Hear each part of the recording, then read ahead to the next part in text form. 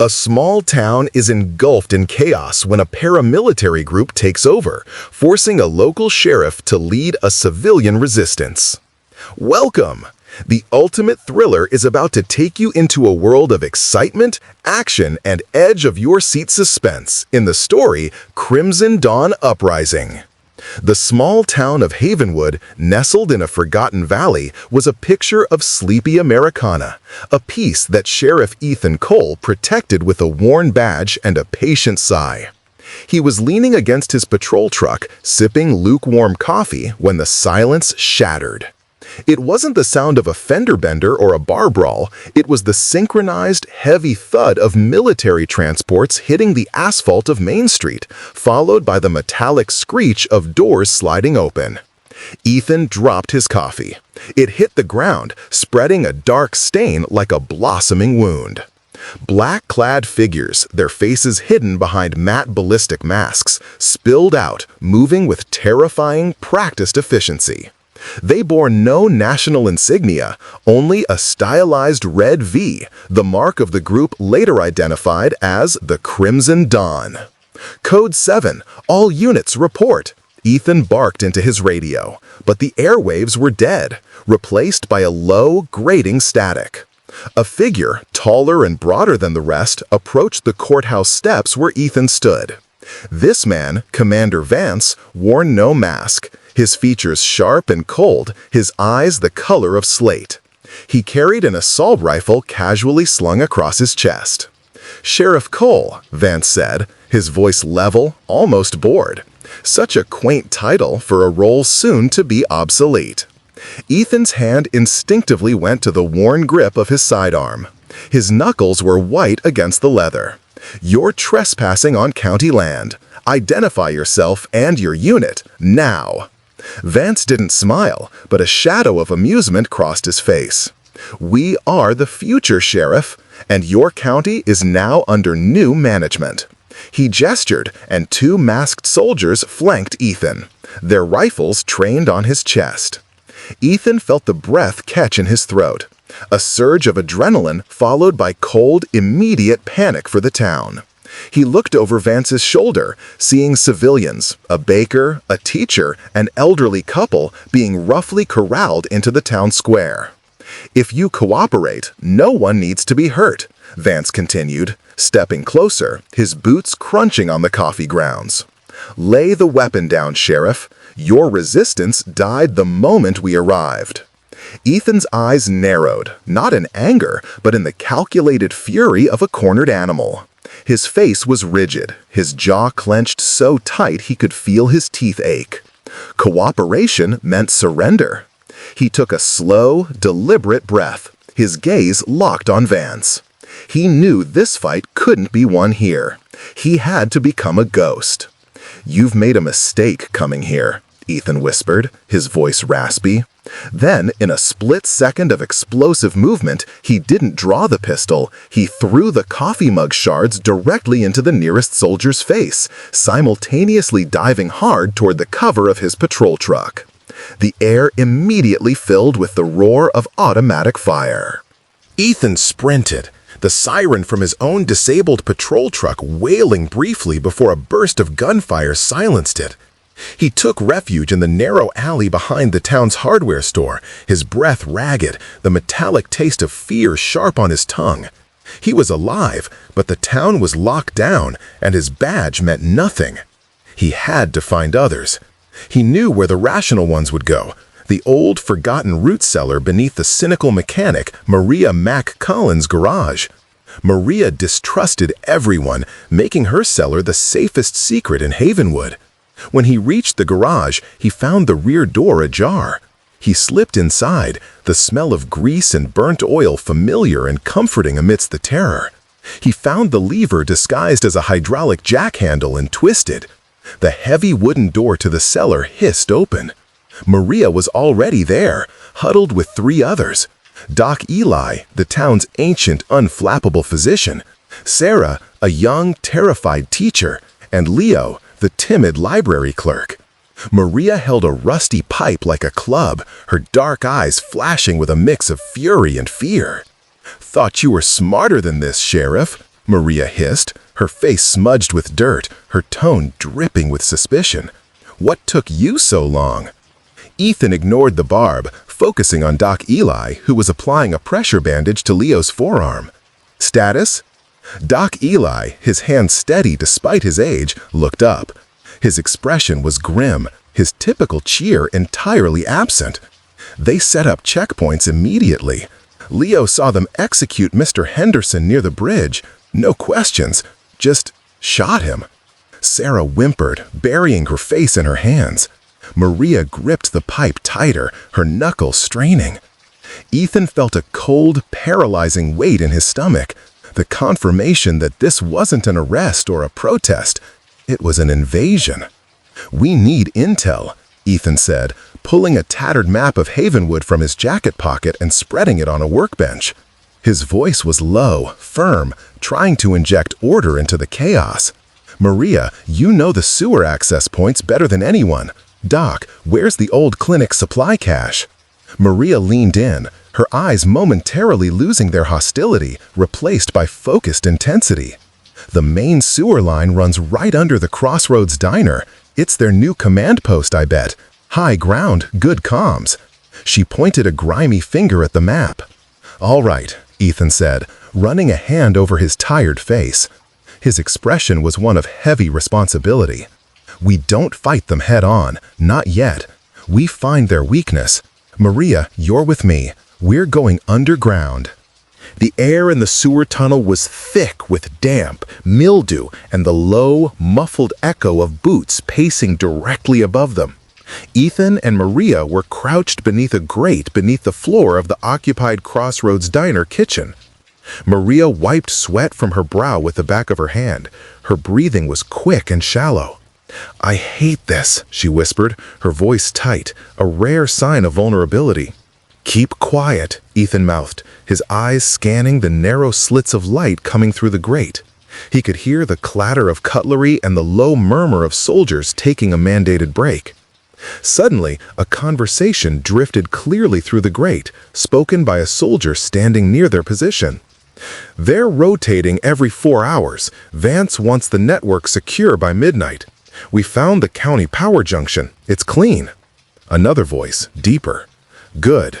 What about the locals? Any resistance?" "Just the sheriff. He's loose, but he's one man. Command says he's a non-factor. Just sweep the residential blocks and establish the perimeter." Ethan exchanged a sharp, meaningful look with Maria.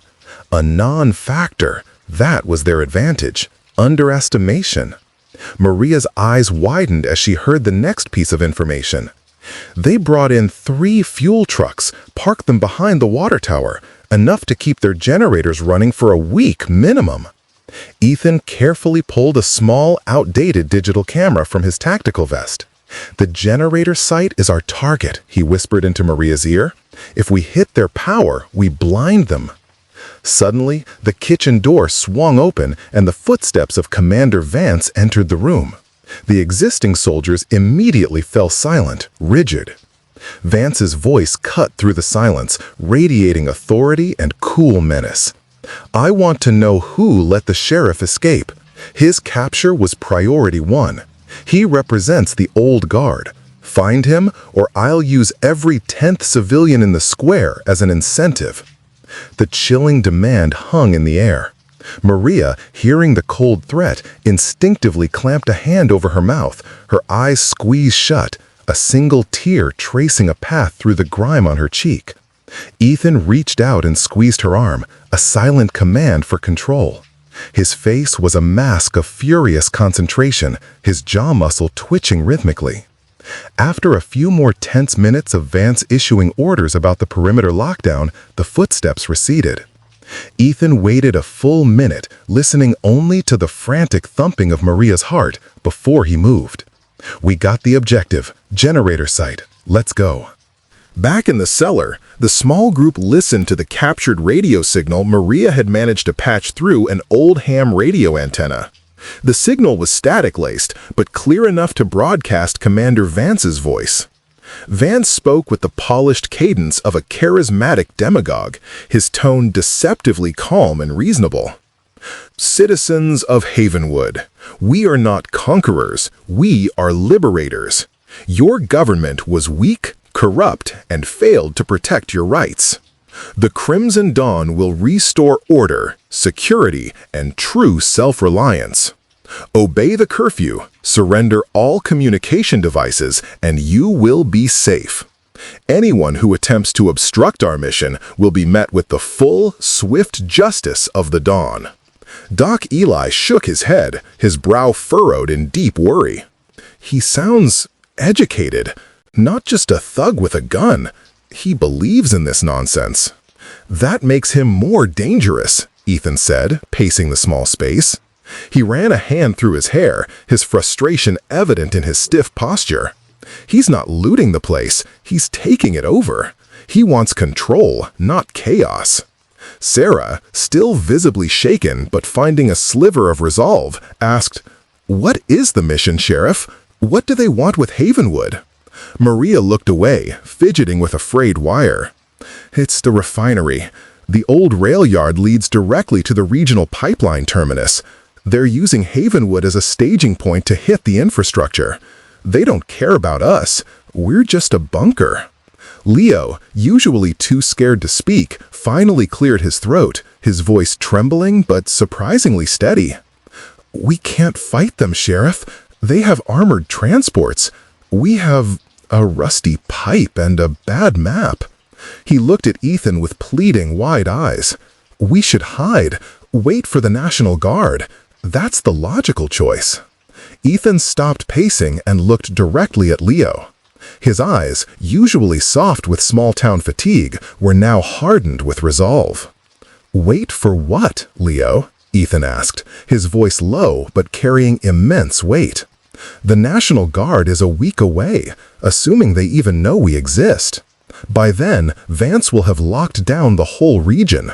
He'll have used us as cannon fodder for his plan. This is our town. We are the Guard." He knelt down, his gaze connecting with each person in the room. He pointed to the fuel truck location they'd identified. "We need weapons, but first, we need leverage. We hit the fuel trucks. We use their arrogance against them. Who's in?"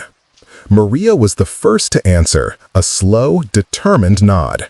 "If they're going to use my town as a bunker, they're going to need a damn good exit strategy. I'm with you, Sheriff."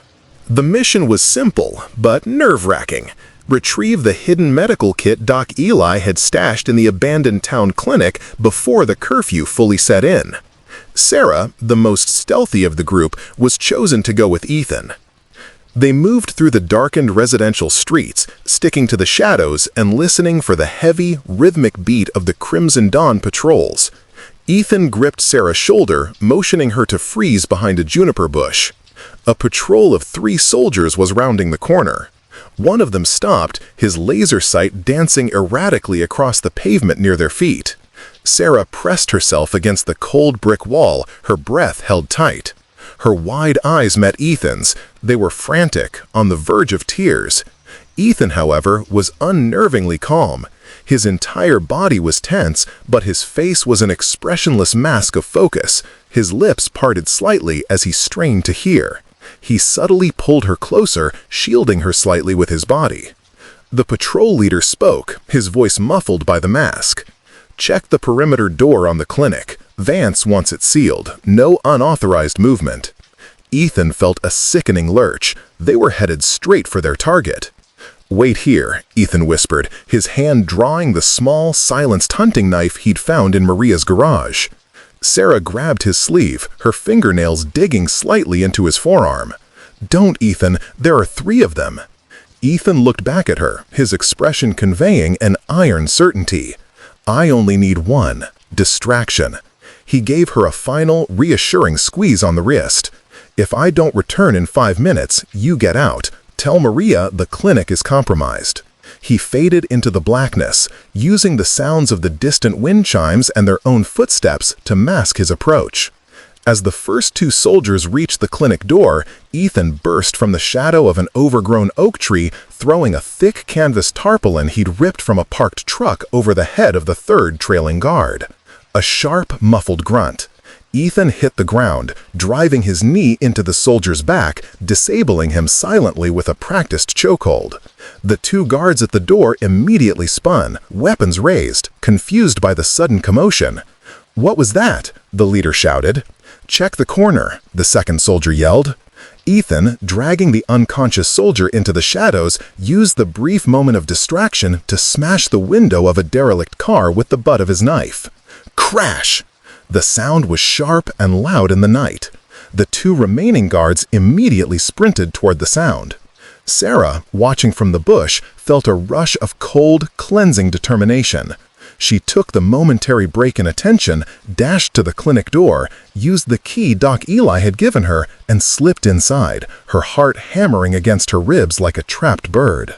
Sarah returned minutes later, breathless, clutching a heavy canvas bag of supplies. Ethan was already back, leaning against the wall, his breathing deep and controlled. The threat of the patrol had passed. Back in the cellar, Doc Eli immediately started sorting the supplies, his face softening with relief at the sight of bandages and antibiotics. Ethan turned to Maria. "We need a way to coordinate the locals when we hit the fuel trucks. Hand signals aren't going to cut it. Any old CB radios still working?" Maria hesitated, biting her lip. Her expression was conflicted, a mixture of pain and reluctance. She finally walked to a heavy steel locker, opened it, and pulled out a sophisticated-looking, sealed military radio transponder. It was clearly not standard equipment for a small-town mechanic. Ethan raised an eyebrow. "Maria, what is this?" Maria finally sighed, the tension draining out of her, replaced by resignation. "My brother, Alex. He was a comms tech, Army surplus. He built this. He died 3 years ago, trying to run a salvage operation." Her voice cracked, and she averted her gaze, her eyes glistening. This was his legacy. She placed the transponder on the map, her hand trembling slightly as she touched the cold metal casing. "This isn't just a radio, Sheriff, it's a frequency jammer. If we set it up on high ground, it'll blind every satellite dish and encrypted channel Vance has for maybe 30 minutes. Ethan looked from the device to Maria's strained, emotional face. He saw not the cynical mechanic, but a deeply wounded woman offering the most precious thing she had. 30 minutes of darkness, Ethan murmured, a slow, determined smile crossing his lips, the first true smile the group had seen.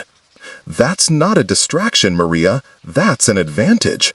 We hit the fuel trucks while they're deaf and blind." Maria wiped her eyes and met his gaze, the grief receding behind a firewall of purpose. "The highest point is the old water tower. It overlooks the entire rail yard. We'll need a climb team."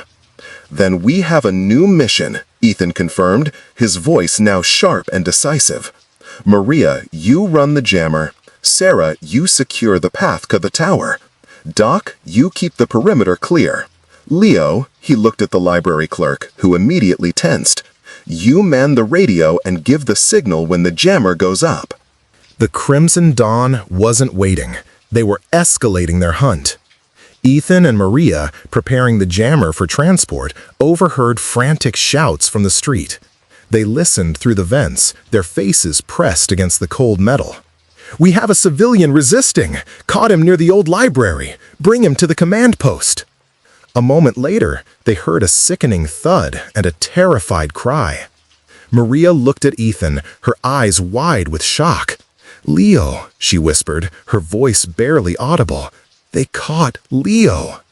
Ethan slammed his fist against the workbench, the sound echoing harshly in the confined space. His face instantly darkened, his knuckles white. He wasn't meant to be out yet. "He probably panicked," Doc Eli muttered, shaking his head sadly. "He was never meant for this. He went out to try and scout the checkpoint, I bet." Ethan knew if Leo was taken to Vance's headquarters at the Crossroads Diner, the man would break immediately under pressure and reveal the cellar, their base, and the entire resistance plan. "We can't let them break him," Ethan stated, his voice tight with controlled fury. The jammer mission is still a go, but we're hitting the diner first, not to attack, but to distract and extract. We have maybe an hour before Vance starts asking questions. Maria looked at the transponder, then at Ethan. If we use the jammer now, we lose the advantage for the fuel trucks. We'll find another way to hit the trucks, Ethan snapped, his urgency overriding the initial strategy. He pointed at the map, circling the diner and the water tower. We cause a localized chaos event at the diner, get them chasing shadows, then we use that confusion to get Leo out. He turned to Doc Eli. Doc, I need you to create a diversion, something messy but not life-threatening. The old acetylene torches in the garage. Can you make something look like a small explosion? Doc Eli, his lips set in a thin, determined line, nodded. I was a field medic in the Corps, Sheriff. I can make noise. Ethan placed his hand on the handle of his knife, his body coiled with a predator's tension. His eyes narrowed, filled with a grim determination that bordered on recklessness. All right, we hit them where they think they're strongest. For Leo and for Havenwood. The night air was split by a sharp whoomp from the alley behind the diner. Doc Eli's acetylene-based distraction. A column of thick, black smoke immediately plumed into the sky. The soldiers guarding the main entrance immediately broke rank, rushing toward the noise. Ethan and Maria used the opportunity to infiltrate the diner through the same sewer grate. They emerged into the abandoned kitchen, the sounds of shouting soldiers and heavy footsteps vibrating through the floorboards. They moved silently down a narrow hallway leading to Vance's improvised command room. As they rounded the corner, they saw Leo slumped in a chair, guarded by a tall, heavily built lieutenant wearing a distinctive silver patch, Lieutenant Cross. Leo's face was pale and slick with sweat, his eyes wide and vacant. Vance stood over him, holding a small, silver-plated knife, his movements slow and deliberate as he tapped the desk beside Leo's head. "Where is the sheriff hiding, library clerk?" Vance's voice was dangerously soft. "The longer you wait, the less of a future you'll have." Leo whimpered. I don't know. Just the cellar, Maria's place." Ethan's stomach twisted. He was too late. Leo was broken. Before Vance could act on the information, Maria acted. She didn't have a gun, but she had a wrench. She launched it like a boomerang, hitting the overhead light fixture with a high-pitched crack. The room was plunged into immediate darkness. "Contact!" Vance bellowed, drawing his sidearm. Ethan didn't hesitate. He launched himself at Lieutenant Cross, tackling the large man into the desk. The sound of splintering wood and a garbled cry filled the room. The fight with Cross was brutal and silent in the blackness. Cross was pure muscle, but Ethan had surprise and the sheer desperation of a man fighting for his home. Ethan focused on disabling, not killing. He drove his elbow into the soldier's windpipe, followed by a swift, crushing blow to the temple. Cross went down with a heavy, satisfying thud. Vance opened fire, the muzzle flash momentarily illuminating the room, but Ethan had already dragged Leo from the chair and was pulling him toward the kitchen. "Maria, go!" Vance realized his target was escaping. He followed, reaching the kitchen just as Ethan lowered Leo back into the sewer entrance. "Sheriff!" Vance shouted, his voice laced with venom. "You can't win. You're just a delaying tactic." Ethan turned, his face smeared with sweat and grime, his chest heaving. He gripped a heavy iron skillet he'd found on the counter, using it as a shield. "You're wrong, Vance," Ethan spat, his voice heavy with righteous fury. "This isn't about winning. It's about not losing my town to you." Vance fired a shot, hitting the skillet with a loud clang. The impact sent a painful vibration up Ethan's arm, but he was already gone, disappearing into the cold, dark safety of the sewers. Leo was safe, but Vance now knew their location. The Crimson Dawn was converging on Maria's garage. "We have to move the base," Ethan said, his voice flat, exhausted. He was bleeding from a graze on his shoulder, but ignored it. "We lost the element of surprise." Maria, however, was already hooking up the military transponder to a series of car batteries. Her eyes shone with a feverish intensity. "No, we don't run. We use the chaos we created. They know where we are, but they don't know we have this." She tapped the jammer.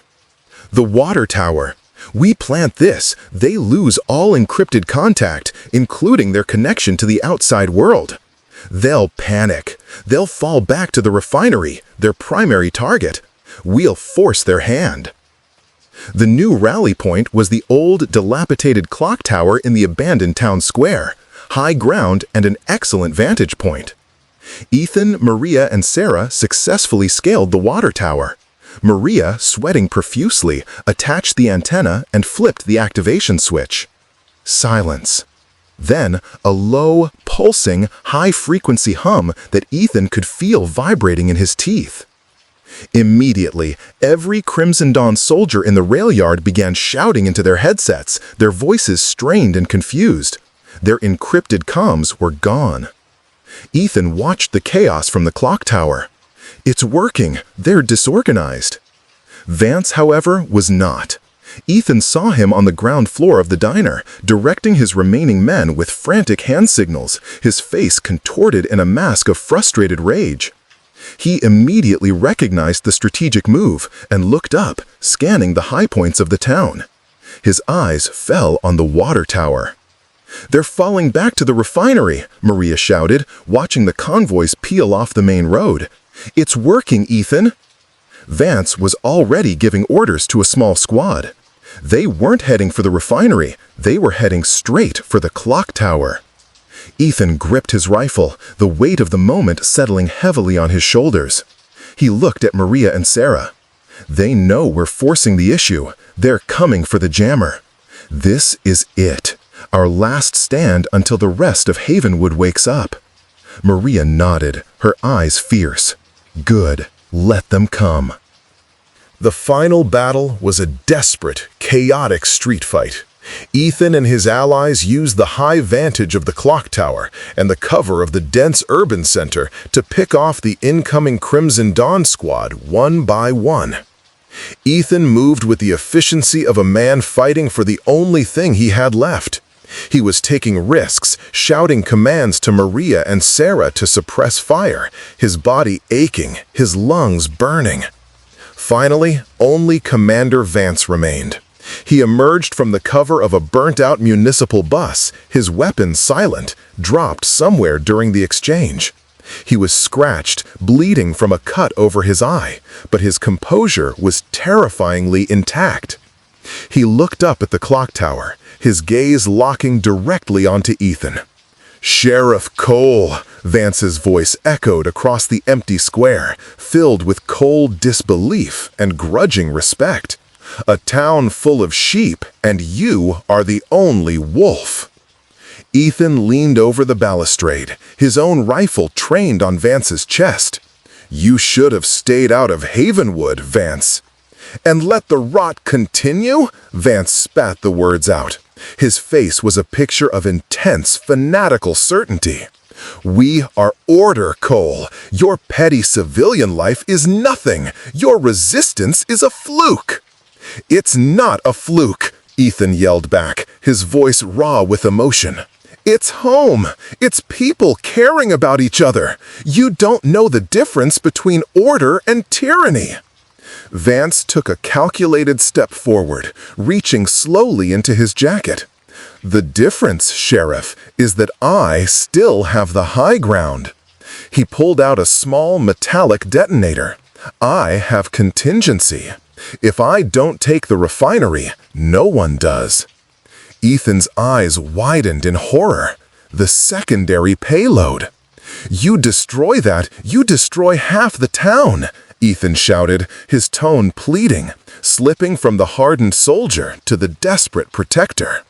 Vance shrugged, a careless, chilling gesture. "Collateral damage. The price of progress. He pressed the detonator hard. Nothing. Vance looked at the device, then back up at Ethan, his face contorting in confusion, then pure, unadulterated shock. "What did you do?" Ethan didn't move. He kept the rifle steady. "Maria didn't just jam your comms, Vance. She fried every remote detonator signal in a 5-mile radius. You're cut off, you're blind, and you are alone." Vance screamed a wordless cry and charged, pulling a combat knife from his boot. Ethan descended the tower to meet him. Their collision was a brutal dance of desperation and training, a flurry of fists, metal, and heavy breathing. Vance fought with the precise, deadly anger of a fanatic betrayed by technology. Ethan fought with the clumsy, unpredictable ferocity of a father fighting for his children. Finally, Ethan ducked under a wide, sweeping slice of the knife and drove his own forearm hard into Vance's jaw. The commander staggered, and Ethan didn't let up, using his body weight to drive him against the stone base of the clock tower. Vance collapsed, defeated but not broken. He looked up at Ethan, his expression still defiant, his eyes burning with zealotry. "It will happen again, Sheriff," Vance whispered, blood trickling from his mouth. "The dawn will rise." Ethan stood over him, breathing heavily, the silence of the square deafening. The crimson glow of the true dawn was just breaking over the eastern hills, painting the sky with a brilliant, hopeful light. Ethan looked down at the defeated commander, then up at the sunrise. He was bruised, exhausted, and fundamentally changed, but he was victorious. "Maybe," Ethan said, his voice now calm and infinitely tired, "but not today, not in Havenwood." He holstered his sidearm and looked up at the clock tower, where Maria and Sarah were now waving. The town was safe, bought at the price of a hard-won, bloody night. The uprising was over.